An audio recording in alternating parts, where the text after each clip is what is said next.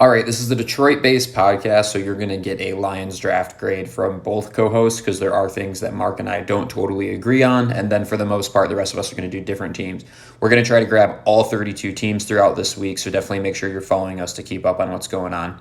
Okay, so honestly, if you didn't like where we grabbed Gibbs, I would just say tell yourself we grabbed Brian Branch here at 12 and we grabbed Gibbs in the second round and make yourself feel a little bit better about it.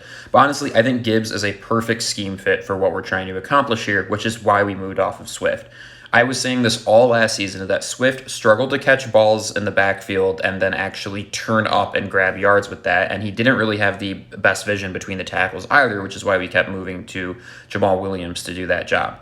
I think Gibbs does exactly what Ben Johnson was trying to get Swift to do, but Swift just couldn't make it happen last season, which is why the Lions grabbed him here. Personally, I give this pick like an A-.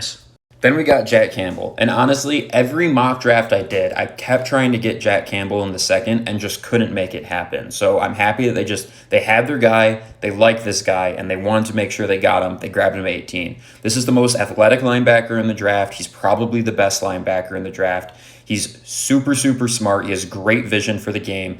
Yeah, you can't put him out in coverage or things like that, like we want some modern linebackers to be able to do, but he's an amazing run defender. He's got great size, and he's going to be a leader on this defense and probably a day one starter. Same with Gibbs, day one starter.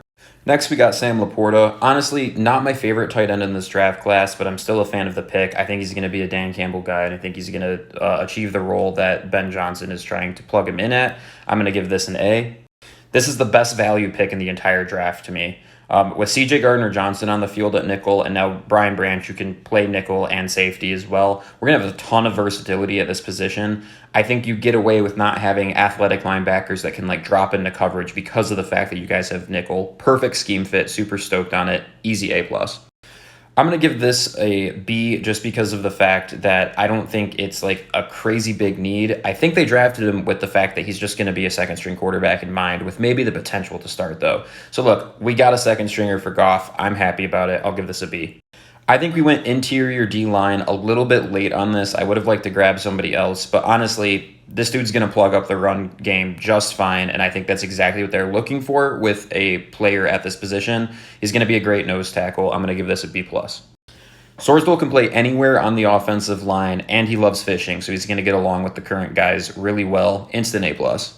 And then honestly, I wanted A.T. Perry here, but these guys are basically the same height and had the exact same 40 time, so they're filling a similar need. I'm going to give this an A. Overall, I'd say I give Detroit an A-. What do you guys think?